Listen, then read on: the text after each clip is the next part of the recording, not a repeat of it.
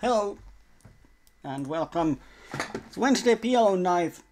As you can probably hear, I still have some cold and stuff in my nose. I haven't been able to get rid of that, and besides that, I just found out a few hours ago that I have otitis, which means that I have inflammation in my ear. Korvatulehdus in Finnish. So actually my ear is kind of hurting and I can't hear anything, but I don't have to hear anything for this.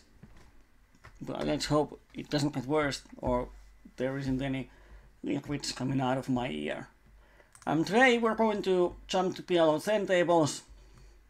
For starters, let's see how it starts.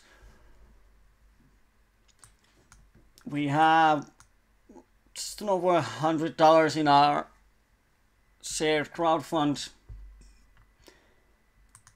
and there's one table with two fishes, so they are short stacked, so I think they are fishes. Might be wrong.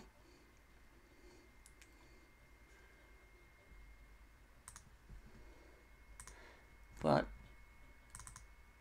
yes, I got that one, and I'm just sitting here to few tables. Let's hope they are good ones. I can't see any green marked players on the tables, and Gerard is on some other tables. Oh, he's been tournament and a couple of PLOs.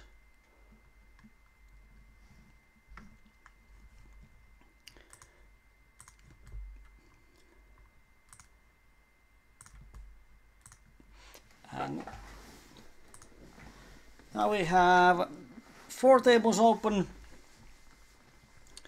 Hafnium 83 and 8. I'm going to mark him green right away. Now we have 5 tables open. I'm probably going to open 6, so we have a lot of action at the start. Table 2 seems to be dying.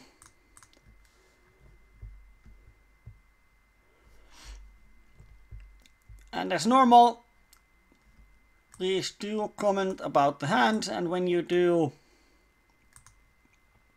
say the table number 1, 2 on the top, 3, 4 on the bottom, and say what was my hand. Because we have around 2-minute delay.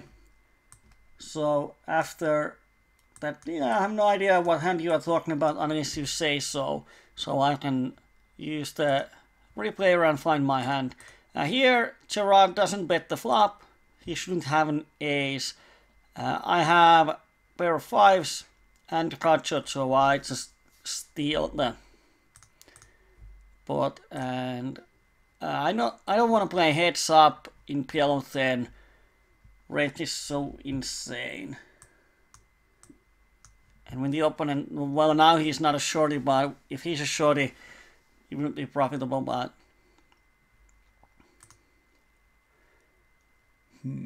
probably going to sit out and wait for the third player.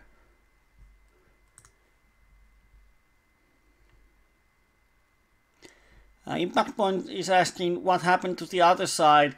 We were playing on 28 poker, 28H. And the problem was the traffic.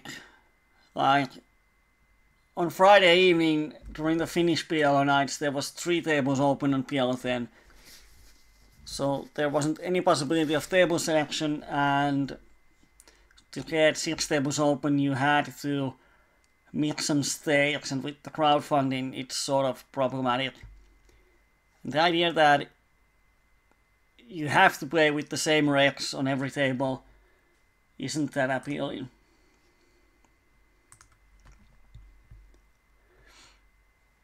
And Gerard is, I'm actually going to just leave because he is disconnected. So that's why we are back on stars. because the traffic, it's so different, because now on PLO10 you have 25 tables open, and out of those 25, at least 10 are really good. And on microgaming you had 3 tables open, and if there's 3 regulars on each table, your profit isn't that big.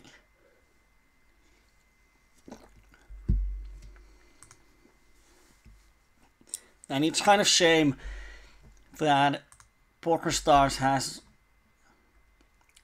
the only traffic in PLO. You can't get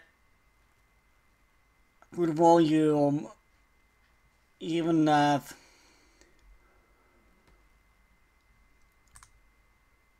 some Finnish regular is talking with the Brazilian fish. And wow. So you can kind of value even at microgaming, but you have to mix tables. PLO4, PLO10, PLO20, and that's what most of the regulars are doing. They are opening every table. Like if they want to play PLO20, they have to open PLO20, PLO10, PLO4 tables to get the traffic volume. Here we get an open-ender out of position. It's so hard. Even if we hit it on the turn, we kind of have to check. He checks, we miss all the value.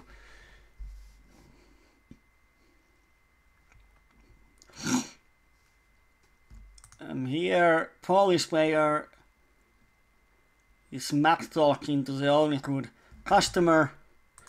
And this table is kind of funny. There's 5 nits, and then there's this 1 half neum. And can't find him on other tables. Let me see if I can find him.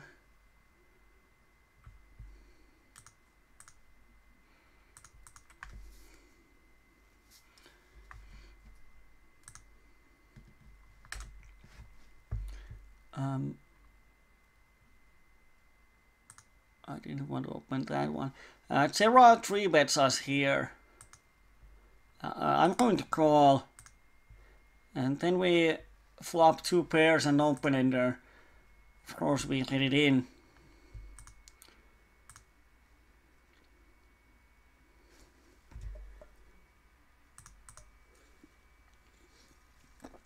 And if he has aces with the spades, we are small favorite. And he has only same 2 pairs. And we split 1 pot and we win 1 pot. And he 3 bets out of position with ace queen 6-5, which is really crappy hand, so yeah. He's definitely not a good player. Here on table 4, I'm going to make a small 3 bet. Isolation, and the opponent is kind of wrecky, 29-17. So definitely we can realize the folding equity on the flop. Like on this flop with 100 BB stacks, I don't think he's going to make moves. And I think we can bet here. We can even bet 90 cents. Because under half of what looks really value-ish bet. So it's hard for anyone to make moves. And the only problem is they can call with flush draw. But even if they have a flush draw, they are crushing us. And now when he raises, we think for a while. And then we just fold it.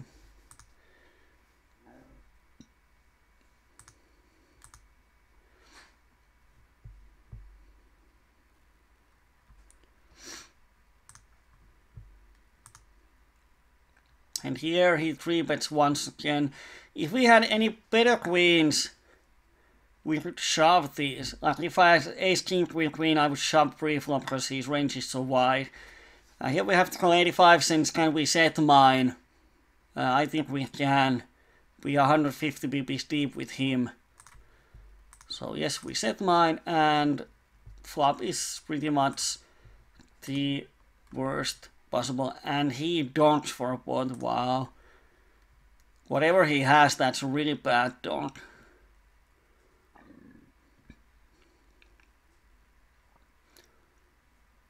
And they split the pot. And here on demo 1, we get all in.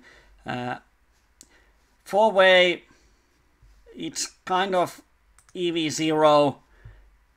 If we get it in, we often have 25% equity. We might have more if they have aces. So I'm just going to get it in. And let's see, where do we stand? We are not in a really good shape. Oh, we won 68 cents. And ace jack 5-4, crease guy. That's PL. No one had aces while we were in really bad shape because everyone had some weird garbage hands. And we had 20% pre-flop, 25 is needed or 23 or so. So even that's one of the worst case scenarios that they all had no pocket pairs and they were blocking a lot of our straight outs. Still we had 20%.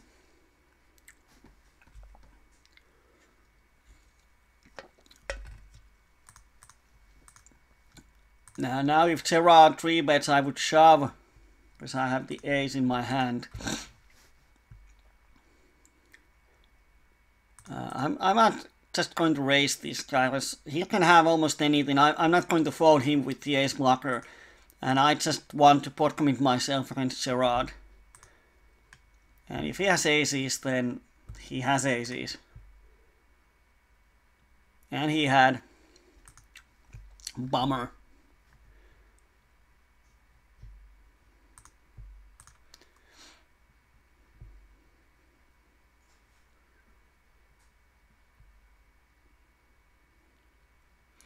Now, as we have seen that Gerard is 3-betting a ton, I'm not going to even open this hand. Oh, this Mimitsu is smack talking other players and he is playing 6 and 6.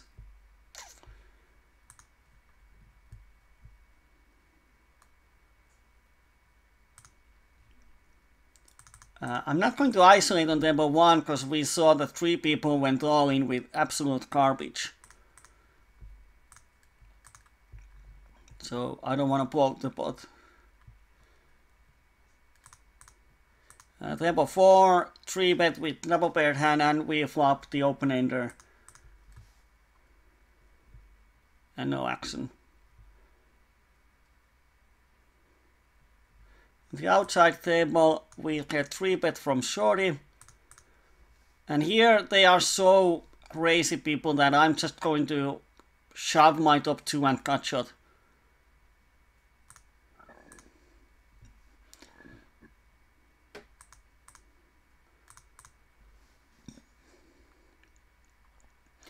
Oh, and he had ace queen, wow. Hit the turn.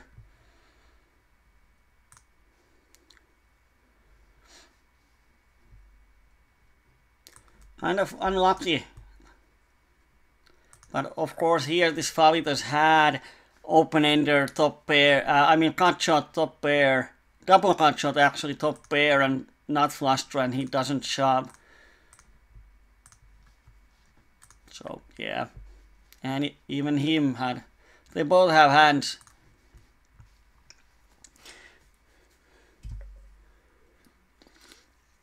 That's one thing that is mentally hard in PLO, that you have this kind of table, that table 1 is that people just shove almost any 4. And suddenly when you have a hand you shove and they all have hit the monsters.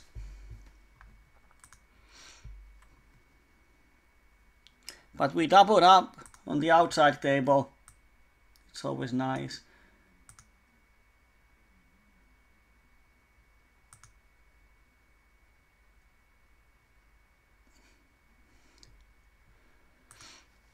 And I'm trying to figure out if we have tables with some fishes. There's so many regulars on every table.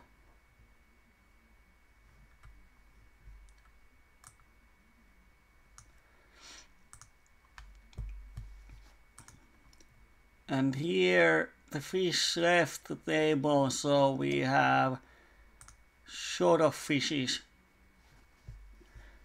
players.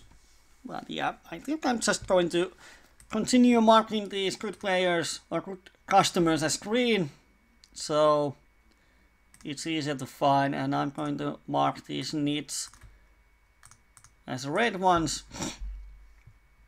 because we are not making money from these 9 and 5 guys. The only way to get their stack is some sort of setup. Table 1, we flopped the bottom pair and the cut shot and some backdoors, but 67-17 donks, so I'm just giving him credit. When those VPIP monsters actually donk bet, so I have to dry my ear, sorry. There's so much liquid coming out. This might be the first time in live poker stream that someone tries his ear. But yeah, now you haven't seen that. But there are some questions on Twitch chat, and someone said, "Hi, how am I doing? I'm doing fine." And he just, or she, I don't know, says that she can follow, but comes back on another time. Yes, the best way to follow our coachings is to join PokerMania.com here, and you can join our chat and watch this real time. But if you're watching this on Twitch and you are not on our PokerMania chat, you can use the chat there. It's open there on my other screen. Gerard, I'm going to mark him green. Yeah, he has been aggressive, but VPIP 80 can't be a bad customer.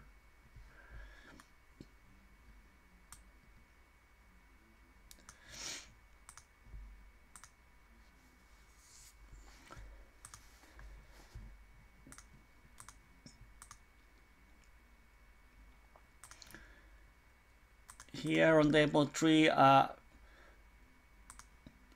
just giving the pot to him. Well, actually not.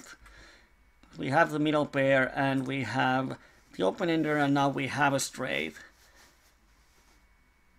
And he had the nut straight on the turn. Sick. Danita would play PLO more if he had a HUD for it. Well, what kind of HUD do you need? I mean, if you have VPIP, pre-flop raise and so on, he has 3-bet aces, so I'm not going to 4-bet him. I'm just going to call with double paired. Table 4, he shouldn't have full houses that often, so I'm value betting my straight. And he just fold. Yeah, PLO has melted my brain and now it's coming out. Kinda sucks.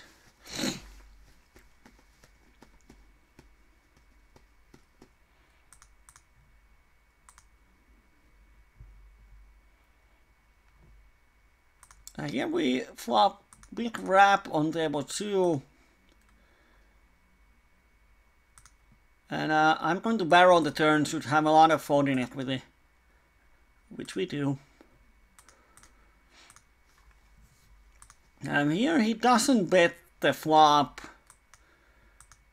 77, so either he has nothing or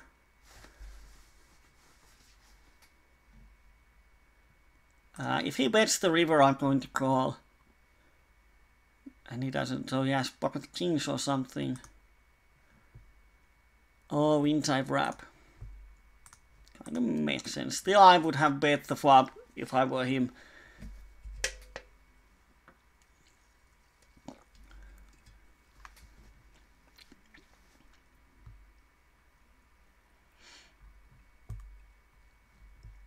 And let me see.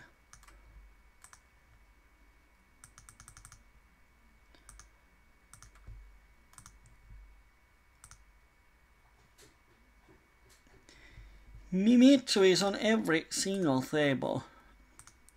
He's blocked himself. But the problem is that when these VPIP 16 guys sitting on every table, it doesn't really hurt us straight, but he takes away spot for from good opponents. And we are not making a lot of money from 16-16 player. So that's the problem why I hate those. Yeah, he's on almost every table. Ace Ace King King, which is nice. Yeah, if you have no PLO version, then it's kind of a problem. I'm not actually sure if Hold'em version actually shows you the HUD. Not sure. I'm going to barrel the turn when the board pairs, and then on the river. And he has hit the cut shot on the turn, on the river. Kind of hard. Here we have the nuts and someone donks. Well, I'm going to just shove.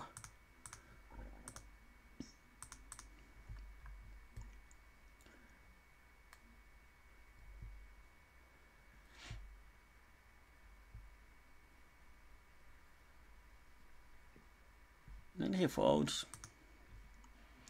Yeah, like here, this is PLO, like we are crossing him on the turn. He has 6 outs and 1 3, so he has 8 outs. And he hits them.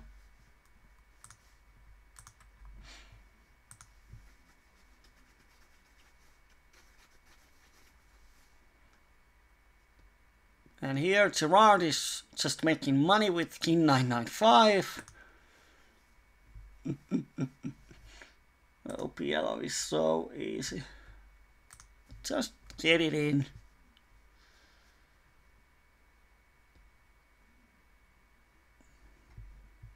Here we have double-suited kings. Let's see what this knit does. I'm going to open if he 3-bets. I'm definitely going to 4-bet and get it in versus him.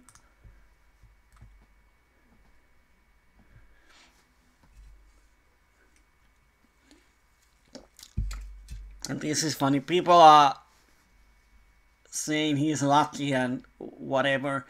Well, the thing is that if you don't like your opponent, you can always sit out and go to another table. But if you want to play with them, the reason should be that you are a better player and you should do everything to keep them on the table.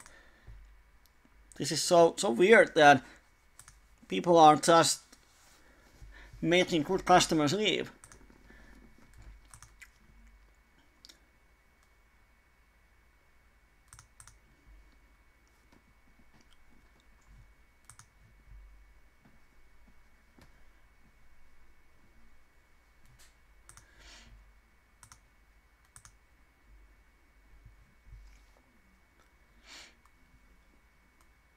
But the fact is that most of PLO 10 reps are not thinking about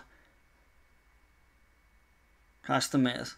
They are always complaining that, oh, it's so hard to make profit in PLO. Well, of course it's hard because you are driving away everyone who's going to give you value.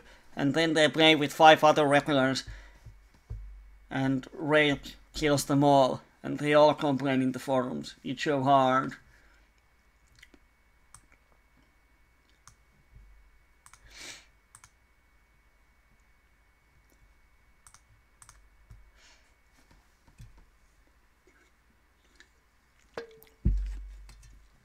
But this table isn't that good. There's only one good fish and he has position on us and he's aggressive, so it creates some problems. And table 1 sort of loose open bad queens. But we have this calling station here and sort of tide is cut off. So this button is our main concern. Oh, we have quads on outside table. Kind of sucks. We flopped the trips. Slow play, hit the quads, he checks, and now we even have the nut flush, so it's... we can only get value from aces, and he shouldn't have aces. So... I'm just going to pot. If he has pocket pair and he doesn't believe me, he's going to call me. Oh, and he had aces. Oh dear.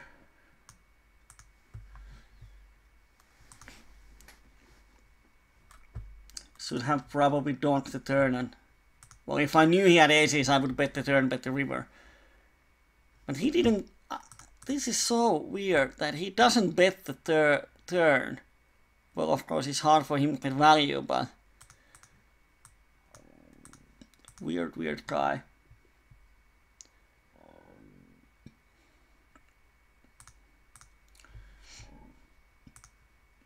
And then he shoves.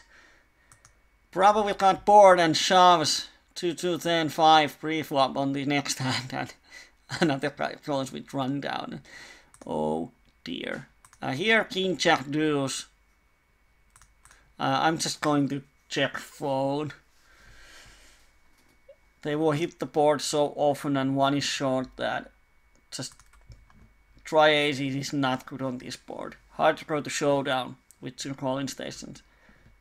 If they check and river pairs, we actually have a decent hand.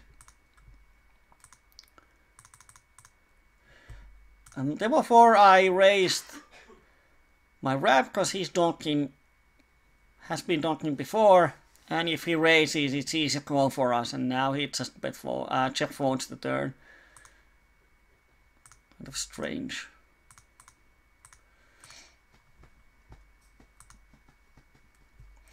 Now here, I'm actually going to check back the turn, and then call any pair in river. Or total back. He often has either his low play instead of kings or he has king XXX. Jack is kind of badish card. Now he shouldn't value bet any worse hand. And if he bluffs, it's really hard for him to have air. Because the only draw cut there on the turn. So I don't think he has air. If he has just king queen or ace king, he shouldn't bet it, in my opinion.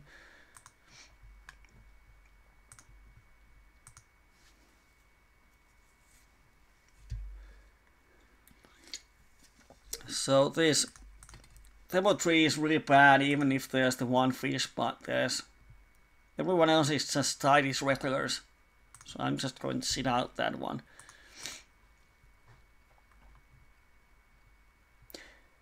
Yeah, you rarely see good winning players complaining. Unless you're sahamies and drunk.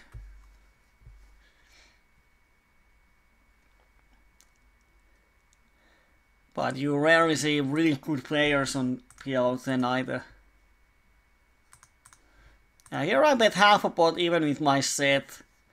Because it's 3-bet pot, people call with 2 pairs all the time. They call with straight draws. If he has more set, he's going to call. And if he doesn't have the nut flush, he's still going to call, and then we can barrel if the board pairs. I'm going to open this one here, where we are almost 300 BBs deep. Here we have aces, and we can shove pre-flop, which is kind of nice. Now we shove any flop, we can just, no need to pot, we can give him impression of having folding equity and we balance our range, because if we pot, we are never pot folding. But if we had ace king queen jack type of hand, we might bet fold here. So I think it's good to have at least similar bet size even when we are going to stack off. So he has to do a lot more guessing. if we bet smaller every time when he does have 14 equity and we pot when he doesn't have, then it's easier for him to play against us.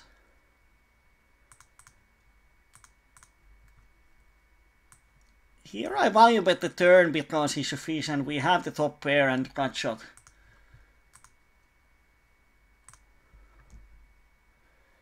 And what he had? He had ace queen, yeah. Here we actually have two pairs and a gut shot, and we are SPR 2 point something, so I'm just going to shove it. Two pairs is often good. And here he has overpair and top pair and gut shot and everything, and we split the pot. But I think we were favorite there, 56%. If he didn't have the gut shot, we would be 65 or something.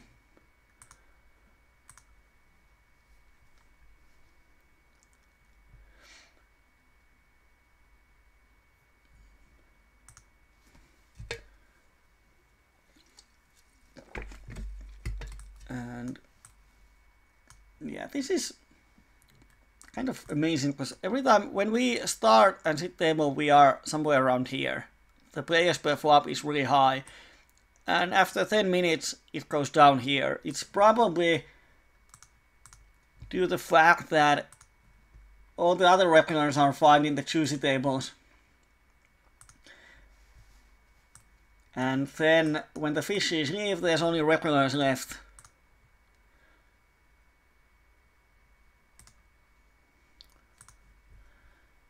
So we just have to continue for searching the best tables.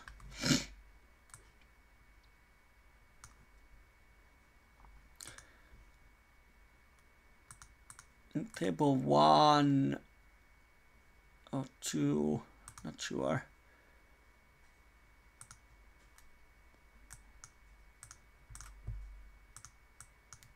I'm going to definitely close table 3. Here we're going to 3-bet. As 3-bet aces so far. I'm going to call definitely. We have the button from Armenia. He's bringing sort of dead money. And sort of nice well because we have the nuts. And I'm just going to shove because when he pots, he has the ace in his hand. That's probably for sure. And we have the best hand. So just get the money in and see if our hand holds. And I still have the nuts. Yeah. And this Armenian guy is not going to come along unless he has ace. And there's not enough aces for everyone. So no reason to just go out there. He's committed. And so when you have the best hand and you can get the money in, just do it.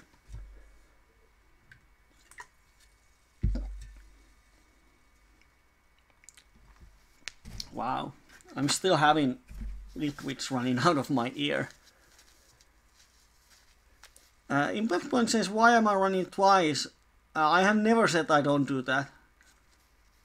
So there has been some sort of misunderstanding. I always use run it twice because it reduces variance, and there's definitely enough variance in PLO, so I'm using run it twice. I have sometimes given some rare exceptions where you might want to run it once.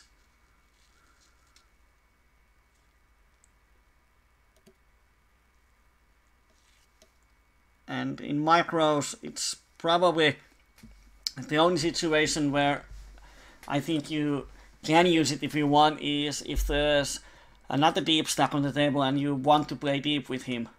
So if you really want, if you think that you have a lot more edge or your expected value is better if you have a deep stack, it's easier to get a deep stack if you run it once. But other than that, it reduces variance. And at higher stakes, you can be like Phil Ivey, he always run it once. And sometimes I have seen on the higher stakes, television cash games, people don't want to actually flip with him because they have to run it once. And they are often playing too high stakes compared to their own bankroll. Like if there's going to be $200,000 or $300,000 in the pot, they always run it 4 or 5 times and something like that. But I feel I will always run it once. So people don't want to play big pots with him because they cannot run it more than one time and chop the pot. But in PLO then you shouldn't be worried about that one.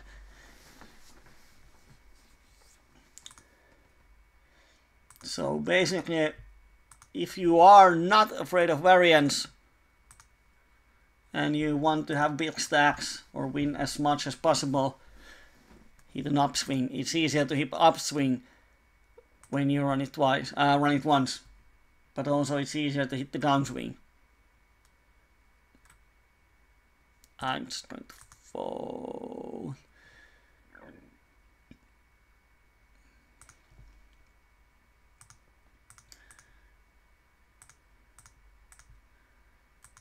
We have one table where we have 2 greenies, but one of them is Finnish regular. But let's see what these tables turn out. Interesting spot on the outside table. I'm going to open here because we flop 3 pairs and open ender. And we can pot. Yes, we are going to call. And let's see if he pots the turn. But he doesn't. So now we have 6 out to the full house, and if he has queen jack, we have 3 outs to the split pot. A total of 9 outs. Even with 9 outs, we would need to win like $12. So I don't think it's enough. We have to fold.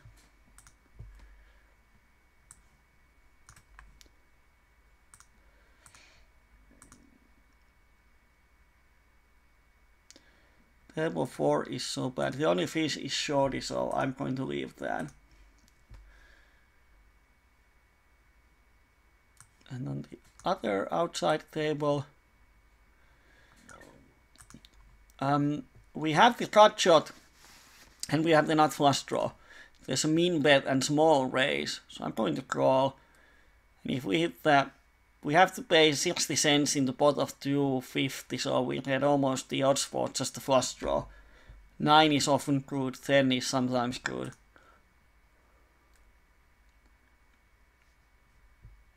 Now we just fold.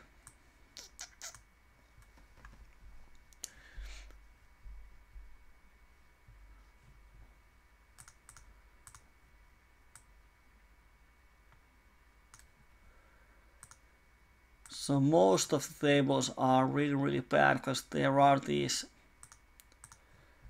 damn regulars on every table. I need fishes.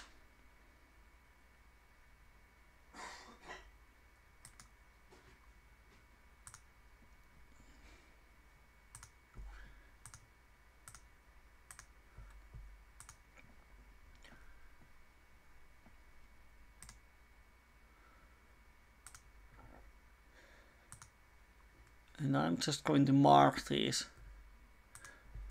regulars so I can dodge them when I'm trying to find my tables.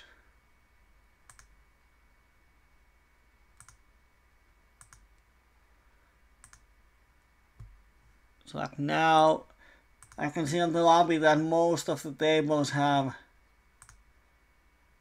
2 or 3 brown players, which means that there's 2 or 3 regulars on the tables. It's not the table that I really want to be. So I'm just trying to... What I'm going to do, I'm going to go down to the tables. Here on table 3 we have the nut, so I'm going to shove against the shorty. If he has something, he's going to shove. And he has Now he has the cut shot and flush draw on the turn, but doesn't hit it. So I'm going to find the tables with smaller players per flop. But you can see here, almost the worst table there is. And there's the two regulars. Snake Poker is a regular, Liviat is regular. So 4 regulars are on the table that is not profitable for anyone. And this is why people love Zoom, because in Zoom you don't have to worry about this. You can just go to tables. Here we have actually 7-7 happy 7-7-7. 100, 100, 100. 3-bet every hand, pot every hand. Kind of easy to play against. You wait until you hit something and then you just get it in.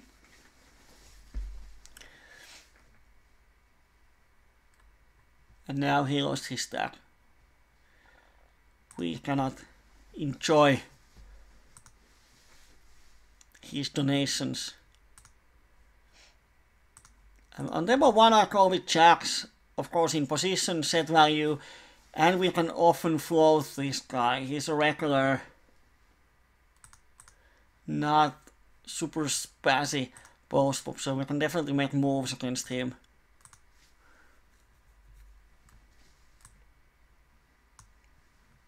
Now he calls. When he calls,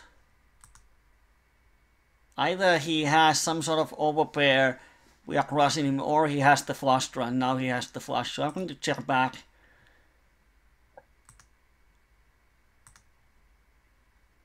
And I'm going to actually check back the river. And he had a queen high flush, third nuts. Here we have nothing, so I have to shove the river and hope he had a draw. And he doesn't.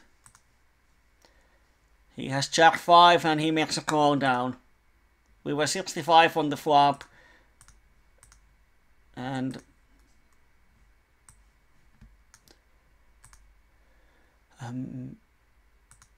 it's here. I think we have to shove the river because we have pocket 7s. And he calls flop call. Actually, he don't calls the turn flop and turn. His third call is beyond horrible. But yeah, it paid off this time.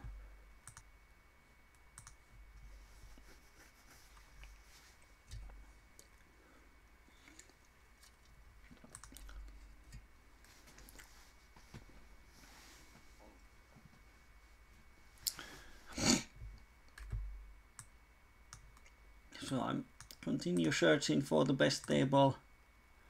Regulars, regulars, there's no regulars.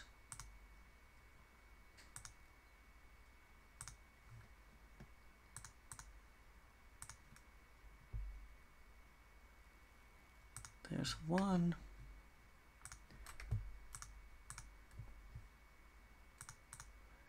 Here I'm stacking off versus him because he's probably going to raise me with a lot of drawing hands.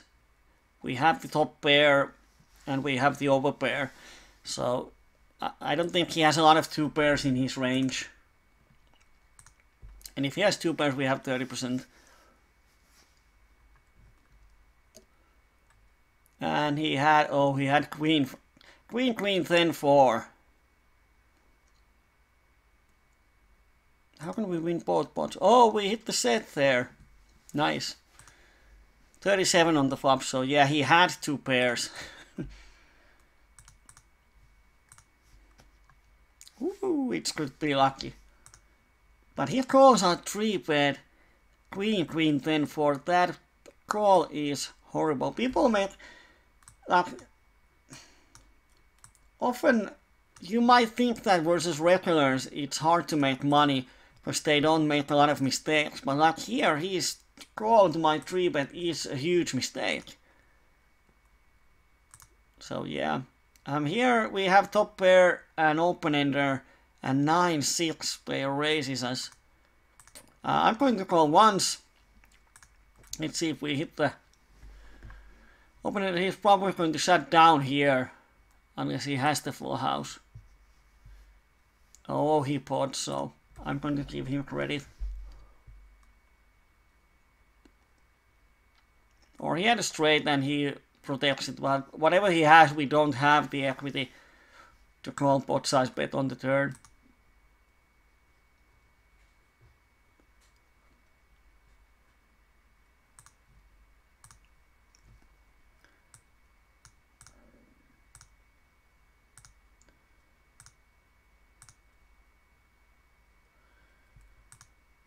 Regulars everywhere.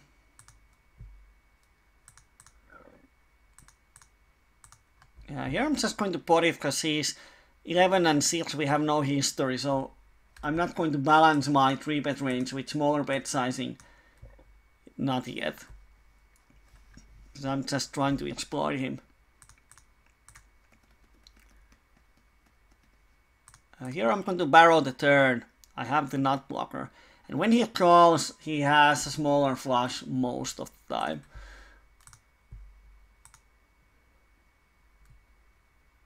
No, he had a set of 3s that he slow plays.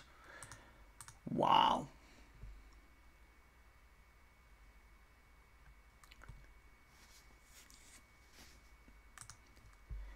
Like here, slow play in set is bad play in my opinion. Because he can get so much value when he raises. I never believe that he has a set or something. So when he calls, there's not going to be bad turns for him unless the board pairs. I'm going to make a half a pot C bet on table 3. And he calls, so let's draw for the flush. We don't make it and we don't have a straight. 5-6 doesn't come.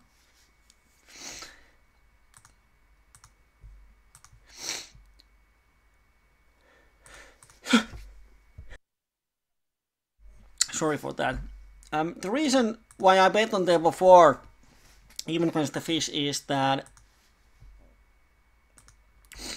we have the wrap, 13 outs, or is it 12? And sometimes we have the best hand with pocket jacks, and he's not going to raise us.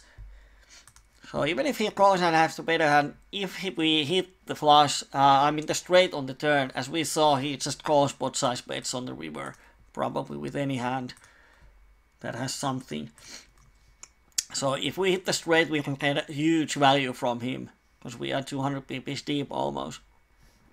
So that's why I bet the turn.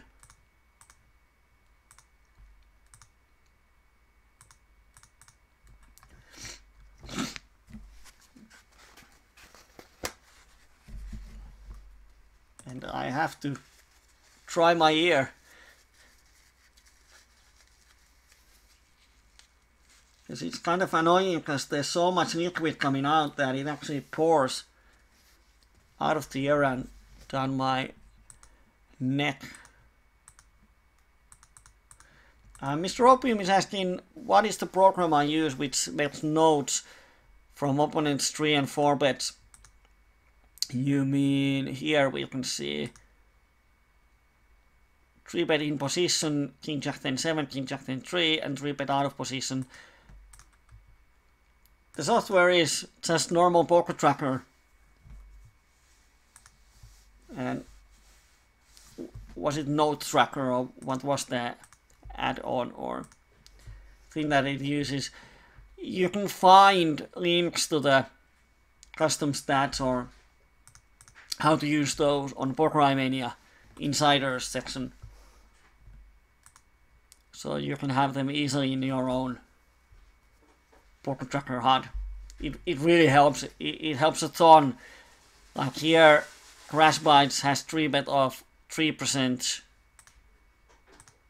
But here you can open, we can see that he's 3 bet in position, King Jack 10 7, kind of trashy. He's 3 bet out of position, Ace Queen Jack 10. So we can often assume that he doesn't necessarily even 3-bet aces. Because he has 3-bet out of almost 500 hands, he has 3-bet 6 hands, and 3 of those have been some sort of rundowns, and 2 of them have been really crappy rundowns.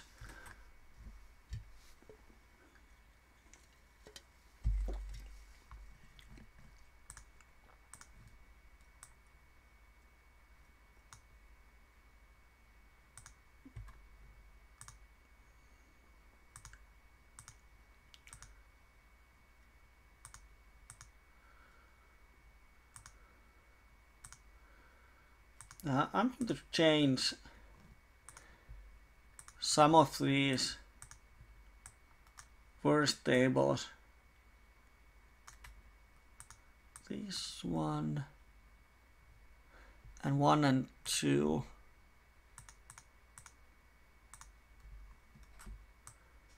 Yes, table 1 I'm going to close, and table 2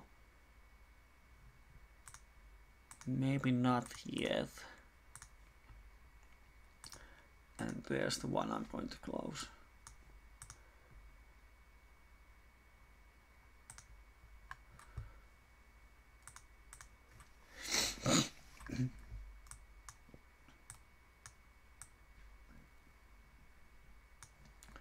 And with a 3-bet from the crash bites, I'm going to call.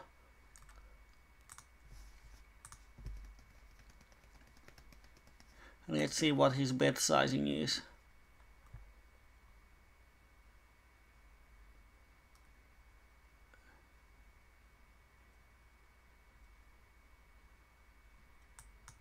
I'm going to make a smaller raise, because if he shoves we can probably fold. And he makes a mean raise back.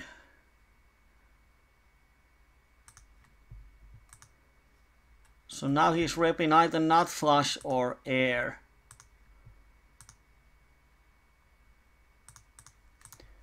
I'm just going to shove it. Now when he's thinking, he probably doesn't have a nut flush. And we have the queen blocker, so he can have a 10 high flush if he has one. And he folds. Yeah, because that mean raise back was so suspicious. Doesn't sound like a nut flush. Now we have a gajillion tables open. Here I'm going to actually value bet the river with my trips and ace kicker. Oh, we could have shoved because he's shorty.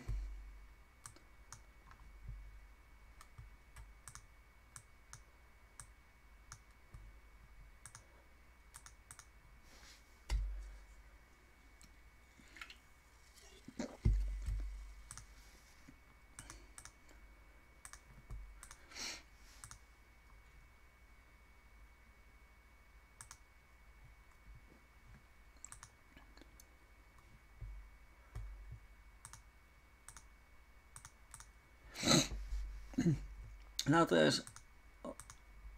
isn't any more. There were 8 tables open, but now there's few less. I'm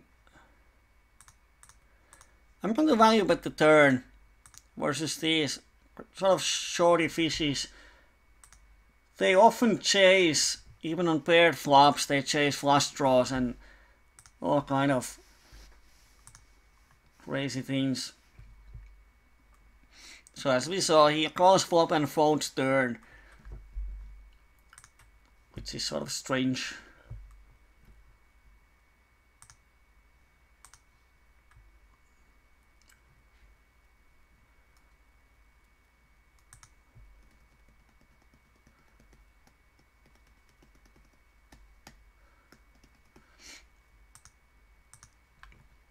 And what table can I open? I'm probably going to give you this one.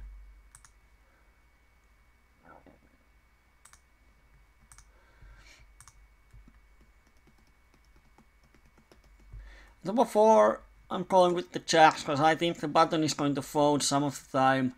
So we will have position on this regular. And of course we have the set value. but nothing more. And once again we hit the set. So as the idea is to make a lot of profit with the floating, we cannot float because we hit the set all the time. Oh, too bad the fish folds now.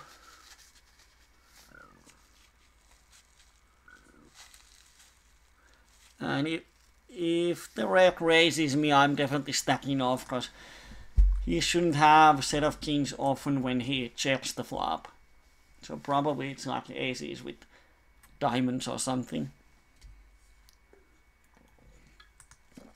Or king jack.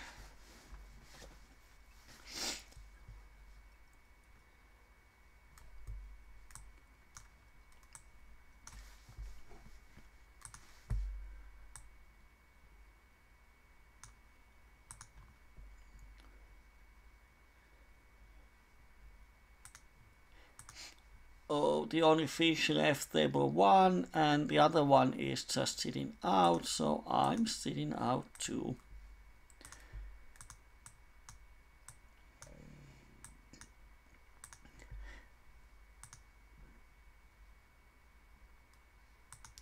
I wish there was some kind of seating program for PLO that you can set the parameters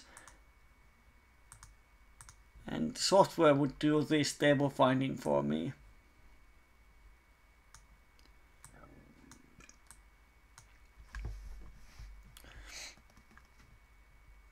But the thing is that there aren't that many green players. Like last Friday we could find easily 1 or 2 on each table.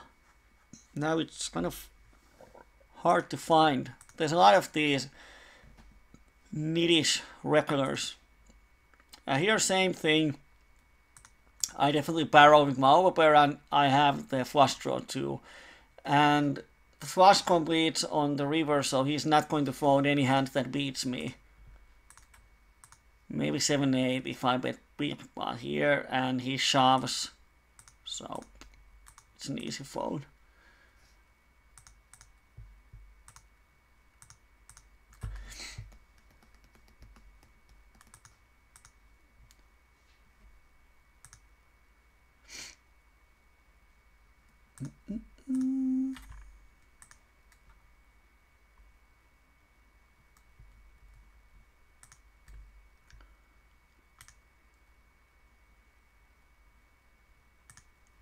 Here's one table. I'm going to sit here. Let's see how it turns out.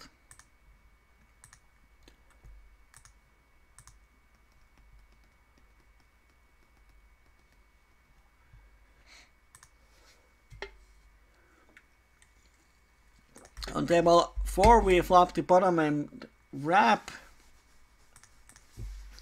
But no one bet the flop, so no one probably doesn't have queen jack. So when the turn is total brick, we have a lot of folding equity, and if we hit the straight, we often have the best hand. And now the thing is that can we make them fold 2 pairs type of hand? The river doesn't change the board in any way. Queen jack is still the nuts. And he doesn't have a queen jack ever. And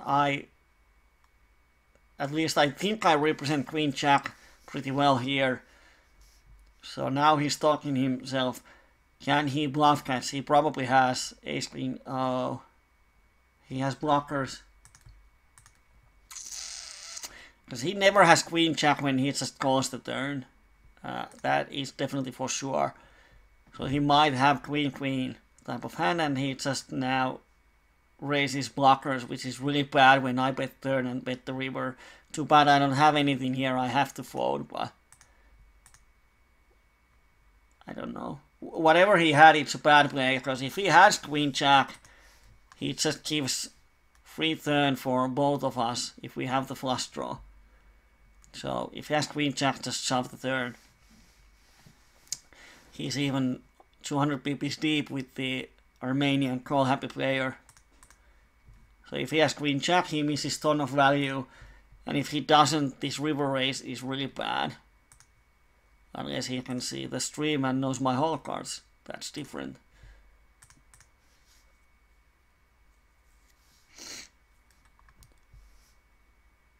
And here the fish calls the flop. Most of his range on the flop, besides trips or better, are flush draws and overpairs, and King of Diamond just hits everything, so I'm just giving up.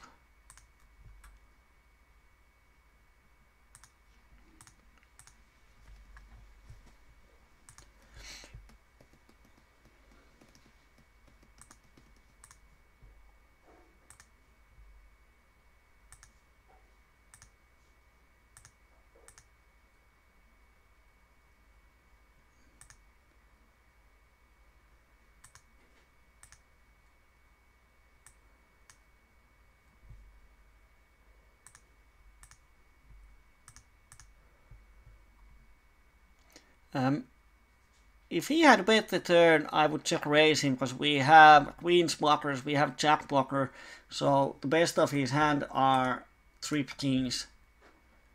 And I'm just going to put it. If he has a king, he's going to call me. If not, we don't get any value from him.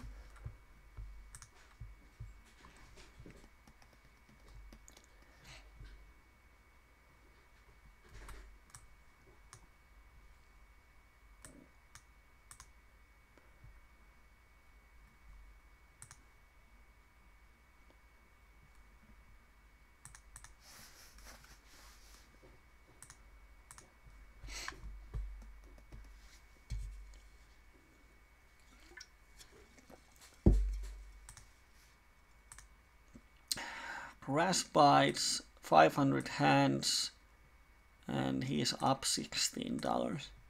And they both call me, so I'm just going to set down on the turn. We have the nut cut shot, and we have 6 is as an out often, and now the flush complete, so either one of them has the flush most of the time.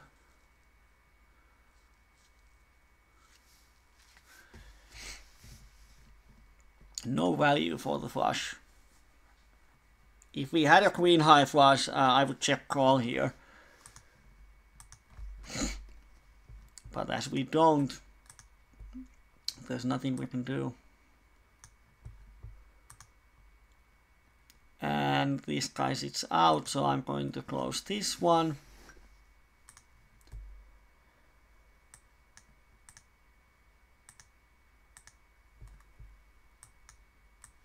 I'm going to change it here.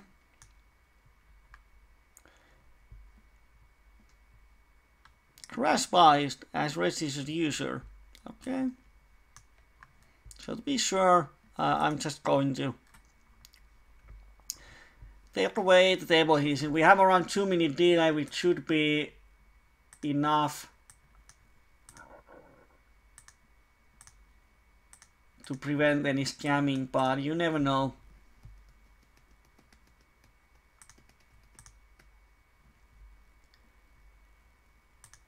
But the thing is that if we suspect that someone is abusing the stream, we have our means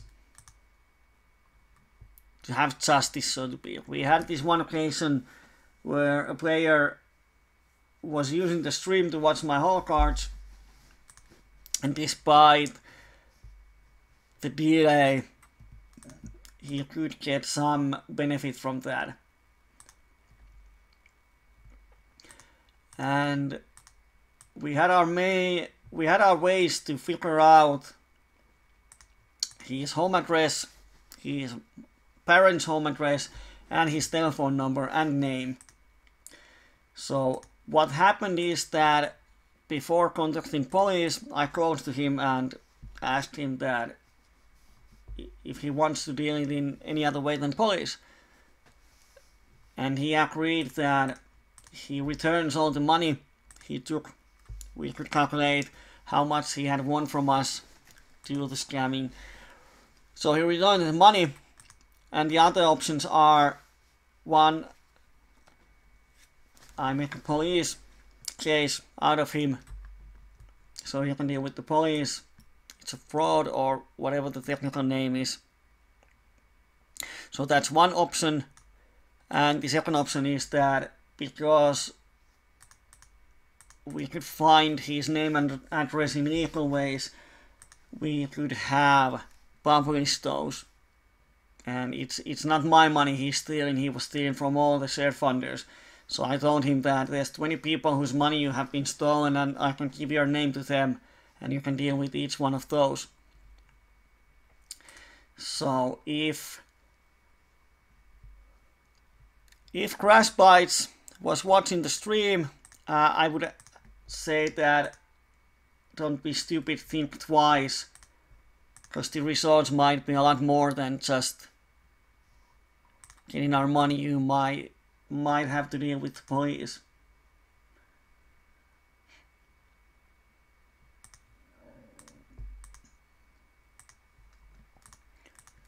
So it's a little different than just having an angry coach here.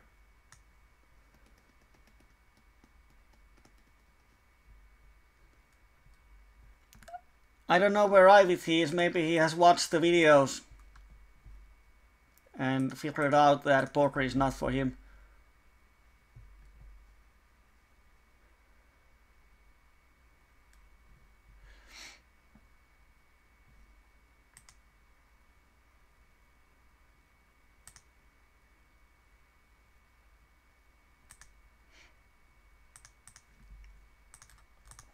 And on table 1 we miss, table 4 we miss.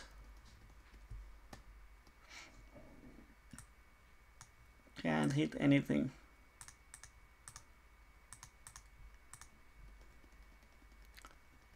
Yeah, because of course best safety is that we don't stream anything.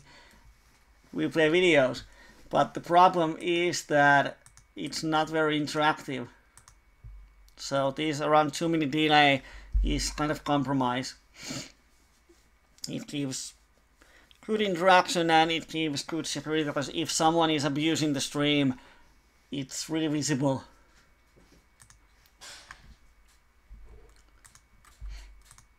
And then if I have any doubt, I'm just going to change them to the other screen, like I did with Crash Bites.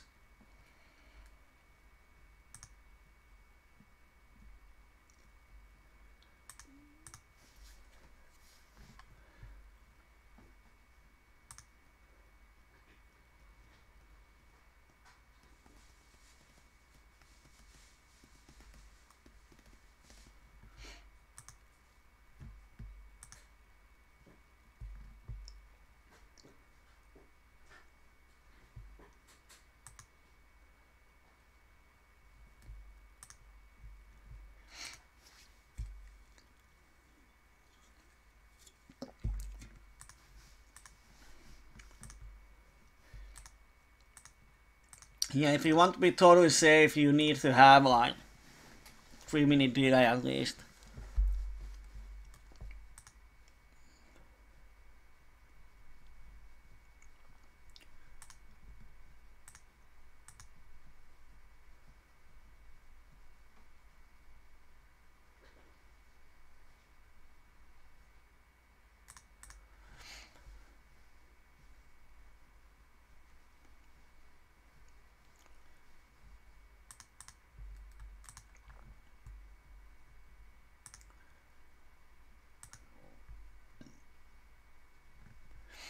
And now we just wait.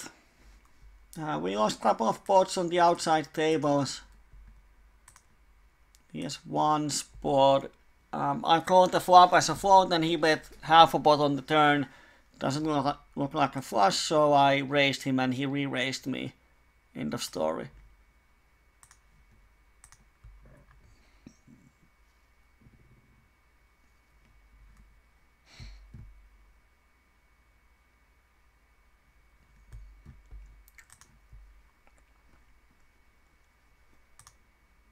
Oh, Greece guy with VPIP 22. Wow. The hell is freezing? Something strange is going on. And he's a gold star. Wow. I'm not going to open. He seems to be just trying to push his stack in.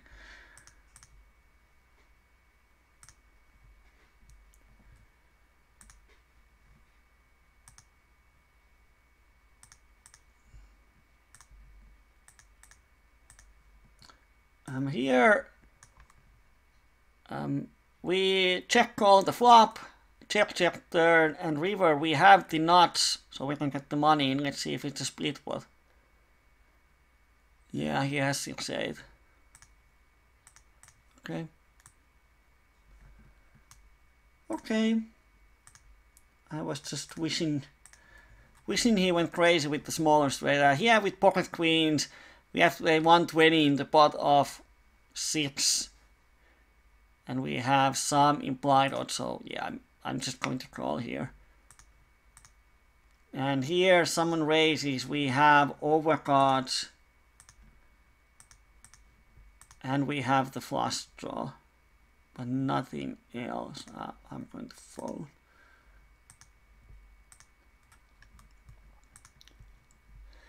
Here we actually have the middle pair, so it's kind of against this one I'm stacking off. Against this one I'm stacking off because we have the overpair. Oh, he had a set. Well, of course you can make the straight. Jack 9 then. So unlucky.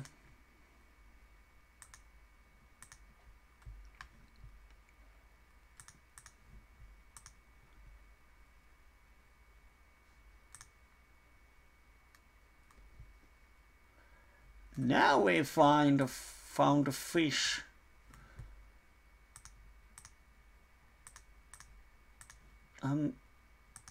Here he check calls the flop, check calls the turn. Well, he had a flush draw on the turn, but yeah, he calls the flop with just the middle pair, no draws. Here, Ulipuli, I'm just going to call.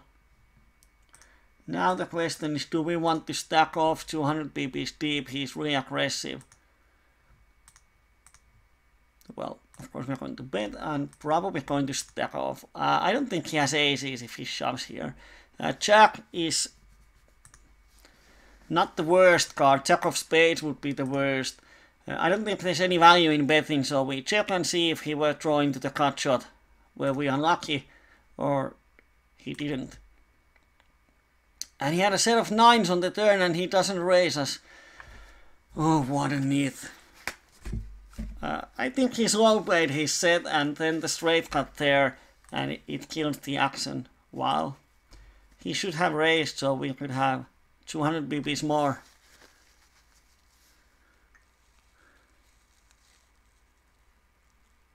Yeah, the stream doesn't always work with the Twitch.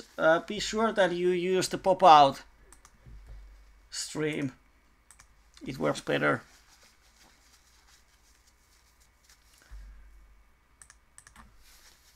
I have to try my ear. Well, at least I'm going to the doctor tomorrow.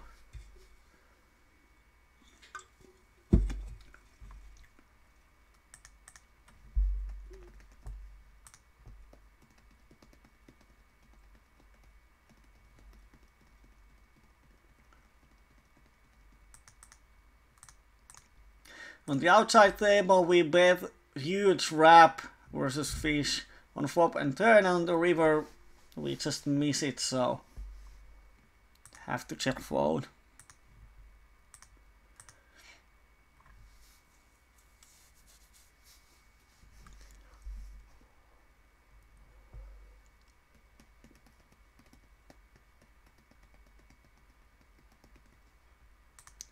I don't know how ad block works with Twitch. Not sure. On the much I call because this Ulipuli is so aggressive. I call with my rundown in position to him. But on this board someone pots, so not much to do.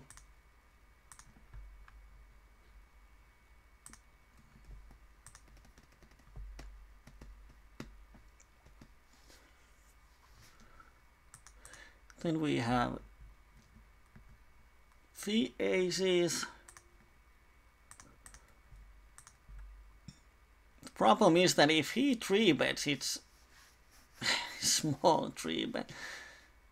I'm going to make a small 4-bet. He might level himself to bet here. Oh, and we flop the monster. Sad thing is that it's so hard to get value unless he has the flush draw. And he donks for a pot. Let's call and see what he's up to. Turn doesn't change the board. And if he has the straight, we have 6 odds, and he probably has when he does that. No, he has set of deuces. Well, that's one way of playing deuce 200 pp's deep. Oh, I'm going to mark him green before he leaves. Well, that was nice. The thing is that if he has 3-4, then we have a couple of 3s to a split pot. We have flush chords, pairing boards. So we have around 45-50% equity even if he has the straight. And I don't think he often has a straight when he check raises, but wow. Well, we have to be lucky here that if the turn is 9 of hearts, it can kill the action. But if I raise after 3-bet, after min 4-bet, if I raise the flop, it's so obvious that I have aces. So I can raise the flop. Here I'm actually going to call and hope this tornado comes along or does something stupid. Oh, he folds. That's too bad. And then we have 100% equity on the turn.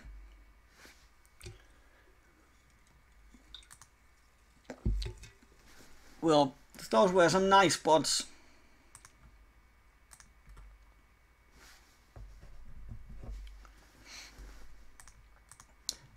We're going to end the session in about 10 minutes. Just going to do 1.5 hours because I have the otitis on my ear. See, inflammation. Here we have Queen 7-9. Well, I'm going to call once.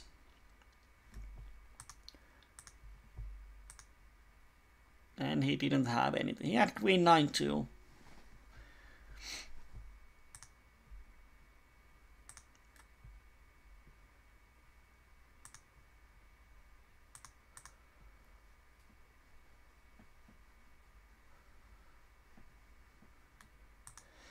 Here on the outside table, of course now we had a hand, so it's easier to call, but the basic concept here is that in position it's so much easier. We have the open-ender on the flop and overbet, we call turn, we have the flush draw. On the river, 5 of spades is really good card for us, because when opponent checks, he often doesn't have a hand. And it completes the flush draw on the flop, and it completes a straight draw on the flop. Which means that if he bets flop and turn for value, like if he has ace-9 or even a set, it's really hard for him to call the river when we bet. And here, Lipuli makes deuce 6, so he made 2 pair on the river. Wow, what a guy.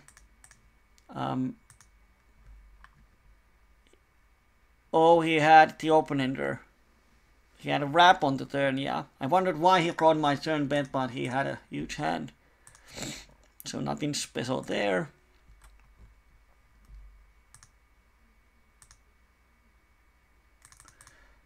Here we open and we flop the nuts. And this is the calling station from Armenia. I use slightly bigger bet sizing than I normally would because I want to get my stack in case he calls. And now he just folds, which is sad. Story doesn't continue. Yeah, he 3-bet me with king queen deuce deuce. That's something. You don't see that every day. 3-bet out of position with pocket deuces.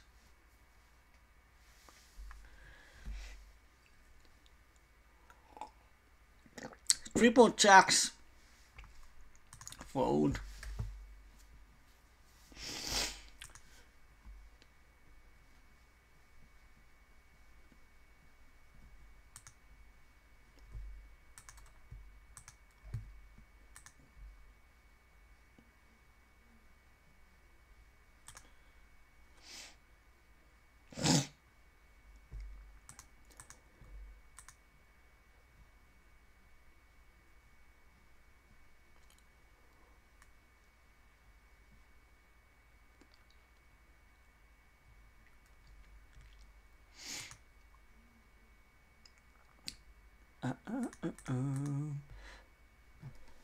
Triple 3 rainbow hand, but we often get the button when we open. So we can open almost the same range that we would open from the button.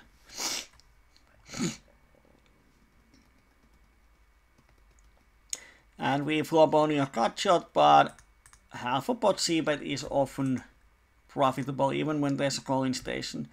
And he makes a mean raise. He has been sort of aggressive 1 out of 3. But we have nothing. He's a shorty. He's Max 3 in VPIP 81. So there isn't a lot of reason to believe that he's bluffing often enough. Or even if he's bluffing, he can fold if we raise. So don't try to outplay people that cannot be outplayed.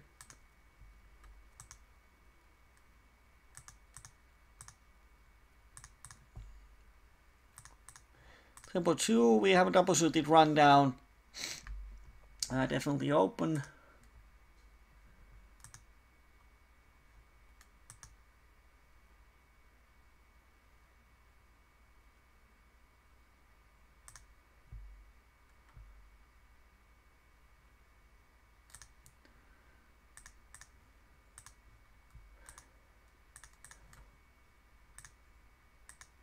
Oh, the sadness on the outside table.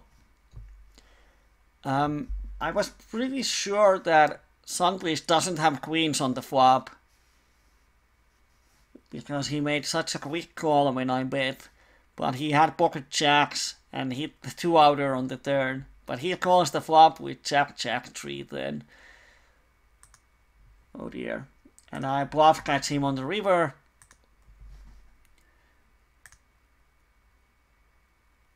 He has 3-bet. 3 out of his 3-bet has been something else than aces. Let's pot him. Of course, probably he now has ace, but we have ace blocker and we know that pretty much every 3-bet so far hasn't been aces. And then we have to stack off. And this time he has aces, so it's kind of sucks. Well, you can be super lucky. But I think we have a lot of reason to believe that he doesn't have aces, because 3 out of 3 bets so far has been some kind of rundowns or crappy hands, and we have 1 ace in our hand, so the probabilities for him having aces is kind of small.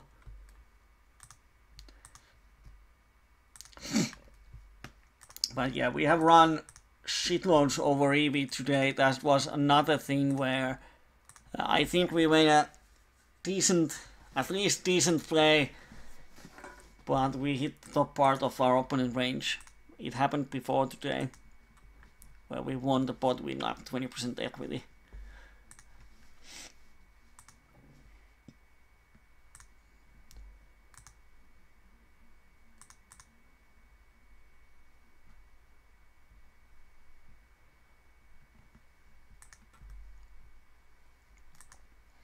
Here on table 4, I'm not going to fight over small pot when we don't have anything.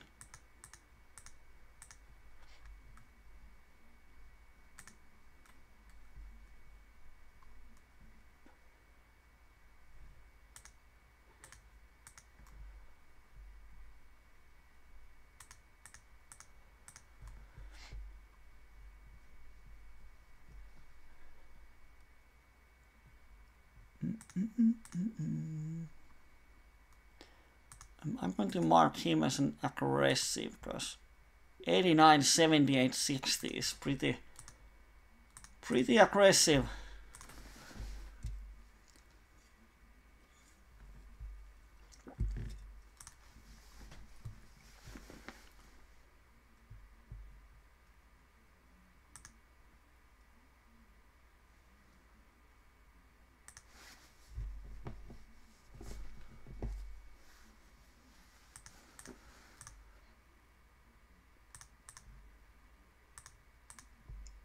And table 3, I'm just folding.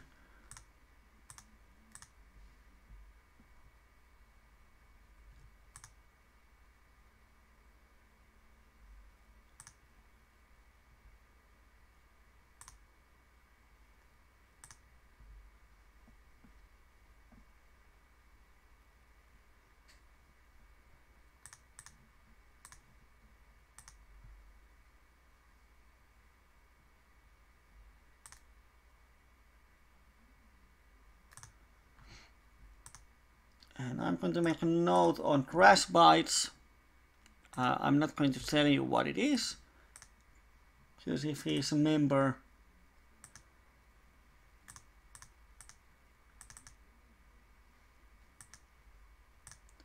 if I just can.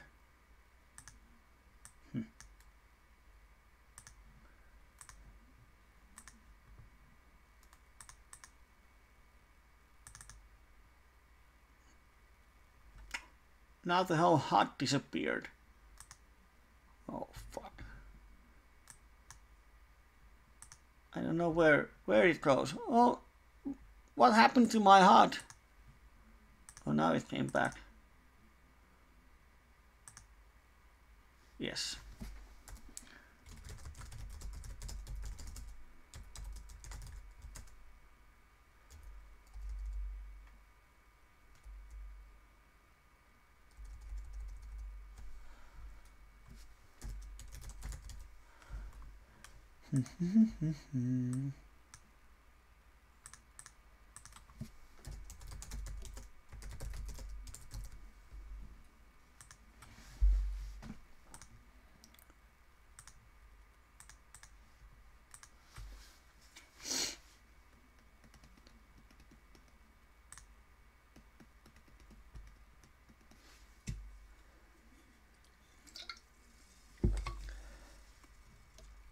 Here on the outside table, we bluff the flop.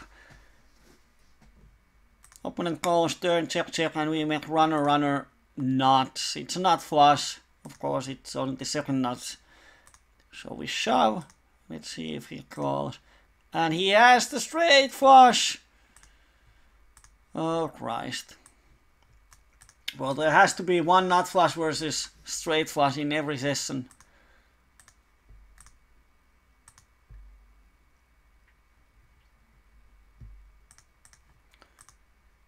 But of course we have to shove nut flush when it's just a min raise.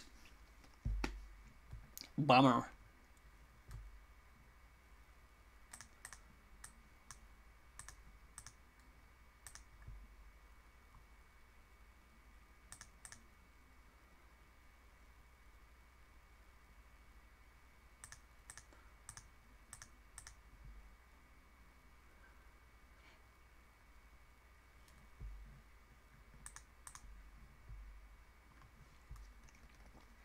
Let's see.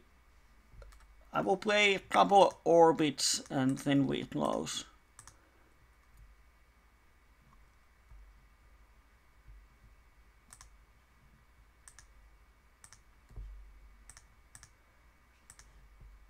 Here I donk against this one. Oh, he never has a king.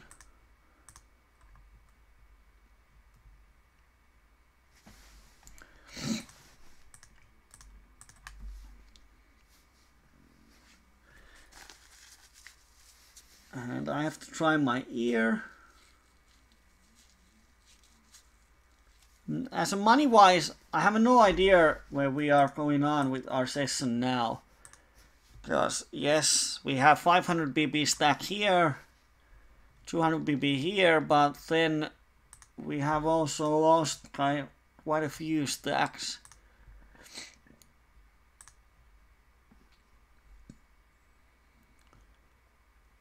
Oh, now he bots the river.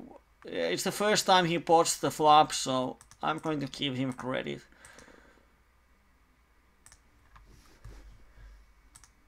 For having a strong hand there.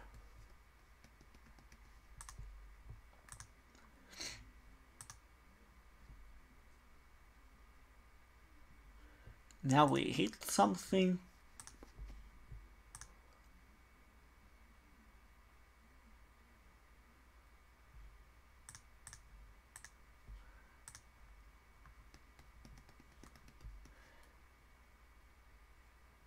I'm going to call and see if we can get a safe turn. Oh, we don't.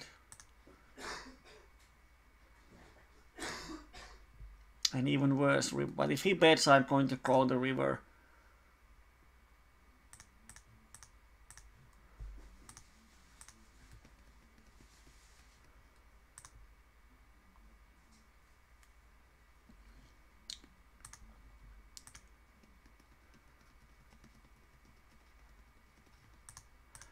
On the outside table, we double up. He 3-bet Jack Jack Queen 9 and shoves. This flop we have huge wrap and flush draw. We have everything on the flop. And we win $13. It's not even double up, but smallish pot.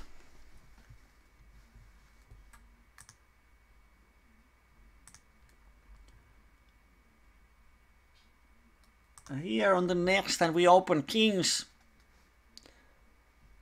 Not sure what the button is here, but yeah. We open kings and we can 3-bet. We are 200 pp's deep out of position. I'm just folding my kings here. If we call the 3-bet, it's so hard to win the pot, and even if we hit the set, it's so hard to get value.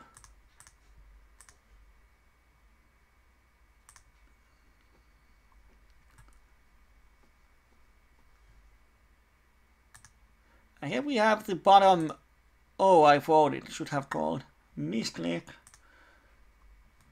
Here I'm definitely going to call if we make the flush. I mean straight, and if not, we are not going to win the pot. One option is raise, but he's greeny. I don't think he ever folds.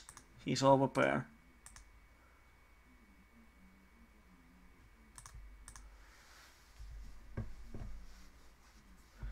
Oh, the Armenian fish makes a runner on a full house. And wins $5 from us.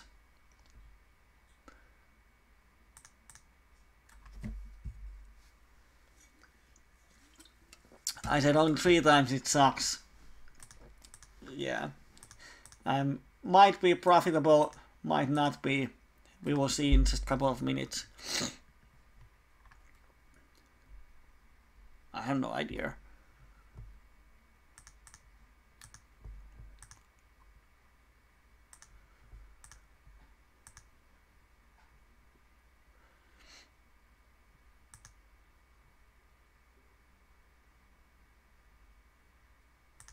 I'm going to see. But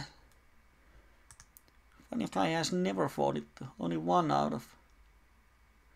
Funny guy. Louis Knapsack. He's quite aggressive. King officially sucks.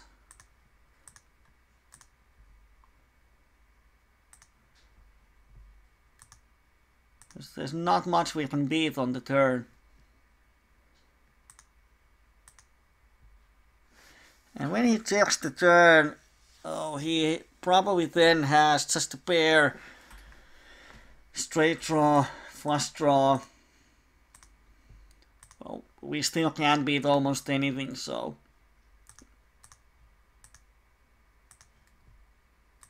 If he bets the river, I'm going to fold, but he doesn't, which is super, super strange. Oh dear. When I check the turn, I think he should bet turn. Or at least bet the river. I never have a flush when I check the river. That's for sure, so he he's not going to win the pot with the pair of 10, so he should bet the river and win the pot. But he gave it to us, which is nice. Here we open 3-bet aces. A lot of good things can happen. This shorty might shove, but he doesn't. And a regular donks small is. Thing is that when he donks, he needs to have something because the shorty is on the pot. So I'm just going to fold. His something just crushes us. And now he should shove. If he doesn't, the flop donk is beyond bad.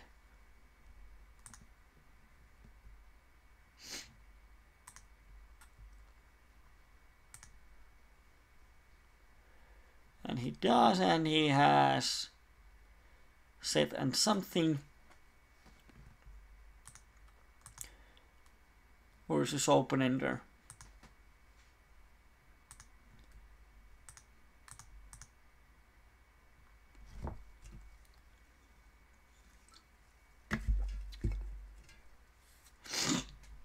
Okay, let's close the session and see where do we end up. Always interesting to see that did we make money, because I have a feeling that we should be winning today, but you never know. It's PLO and you just don't even think about, oh, buying there, buying here. We lost 2 buy-ins. So you can actually lose a lot of money really fast time without even realizing it. Janine has not folded a single time, and he is raising a lot. He has never folded, and he has raised half of the flops. So I'm definitely calling here with overpair. We pick up the cut shot.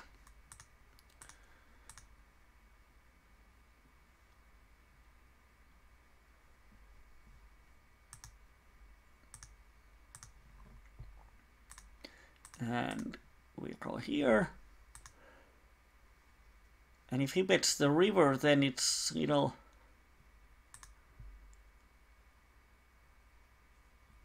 Because he shouldn't have a lot of air.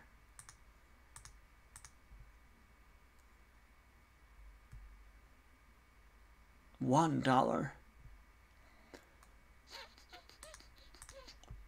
Now the question is, he's win 67, should we raise? Can he fold a king? But he gives such a great price for us, so I'm just going to call.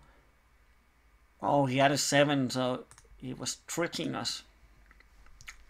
Well, good thing I didn't raise.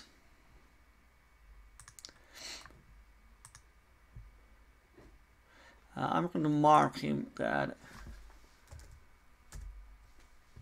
min check raises.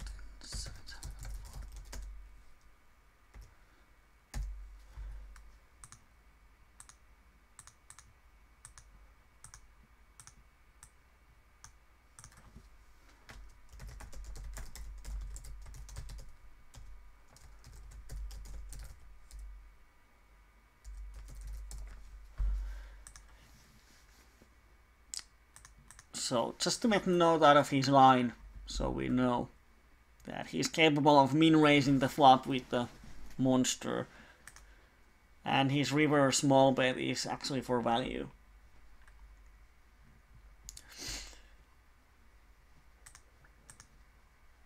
But it's always funny, like he has so far, of course he has played only 40 hands, but he has never folded to c-bet, and he's VPIP 78. And he has raised 3 out of 5 flops. So we know he has a tendency of continuing post flop and raising a lot of flops. And when he min raises paired board, you automatically think that, oh, he has air. But this time he had the trips.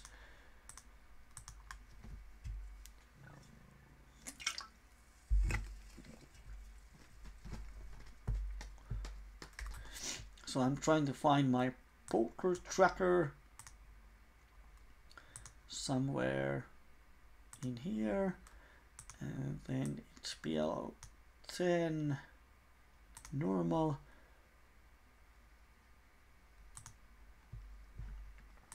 Well, it's kind of opposite what we had last week, or did we run over last Wednesday? We might, not sure. But unless something really funny, oh, we don't have any hands, so nothing funny can happen. We run a lot over EV today. But the thing is that mainly due to the few hands where we're getting in with 20 or 25% equity, when the opponent actually have like the one guy who has 3-bet 3 times, all kind of trash, and now he 3-bets us, and we have ace queen queen, even with the blocker, and we shove, he had aces, and we shut out. Those are the things that makes us run over EV. Oh, actually Crash Bites is on the Twitch chat saying that don't worry, he's not cheating on me. He just likes to see himself on the TV. Well, it might be that we haven't addressed it clearly, but it's in our rules that if you are watching the coaching, you shouldn't be playing on the same tables. Because even if Crash Bites is not abusing the stream, it doesn't look good if members of Poker Mania are playing on the same tables where I play poker with someone else's money. Like if I was staking someone or buying shares and I see that, oh, there's his friend on the tables, it doesn't really look good. So to be transparent, if possible, don't play the tables when we have a coaching on. Yeah, I forgot to show you the results because I'm trying my ear. Strange. Oh. Just for the last 1.5 weeks, these liquids have come out of my nose, and now it's almost stopped. It's stuck on my nose. Now it comes out of my ear. So who knows where it's coming out next time. This is so sick. 2 weeks of having cold. Here's the results for today. $26, EV minus 21. So yeah, we didn't mark any hands. Pre-flop stats 23, 15, 5. Wire gap here with VPIB pre-flop raise, but it's mainly due to those aggressive players that we had. I can't even remember his name, that was opening almost any hand. We had straight position on him. I'm going to call with a lot of hands instead of 3-betting. Yeah.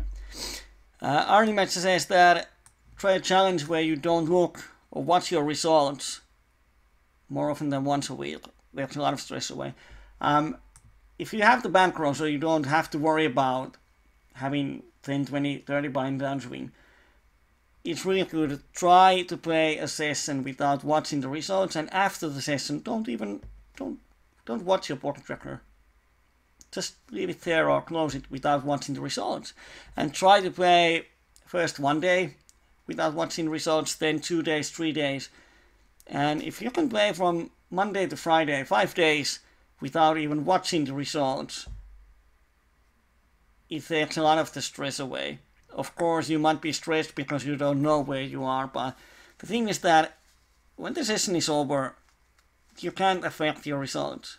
And it shouldn't affect your decision making in the next session if you won or lost on the last session. So that's really good. And of course, if it's hard, try to play one session without watching Poker Tracker. A lot of players have the habit that they are, after every hand, refreshing here, like, oh dear. Oh, I'm running under EV.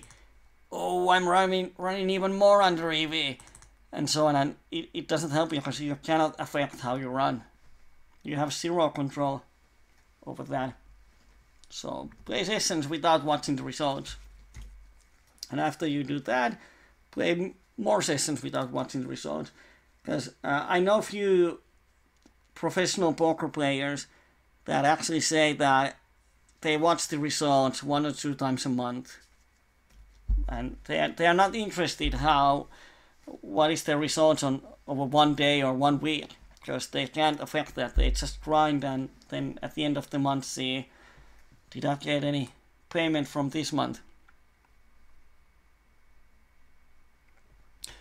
I think that as Crashbytes came to Twitch chat and said that he's playing the tables but he's not abusing the stream, so I don't think it's a problem. But as a word of warning for the others, if you even think that it's really hard because we have the delay, and if we have any suspicions, we start to investigate it. And remember that if you watch my whole cards and abuse it's a crime. And we will do what we have to do to stop it. We have the delay, and then I just move your table to the outside table, and you really don't want to get your PokerStars account frozen because of doing something stupid. I wish I recovered too. Now I have to go to rest my ears. So all of the Finnish viewers will see you on Friday and next week Wednesday. Last week I said that we are starting 19:30, so 7:30 p.m. Finnish time, but plans change for the next 4 weeks. At least we are starting 9:30 p.m. Finnish time. So this time that we started today, can't even remember what's it in GMT, but this later starting time is for this week and at least next 3 weeks. Always check the chat and you will see where we start. Now let's play the intro video and let's go to sleep. Thank you and bye bye.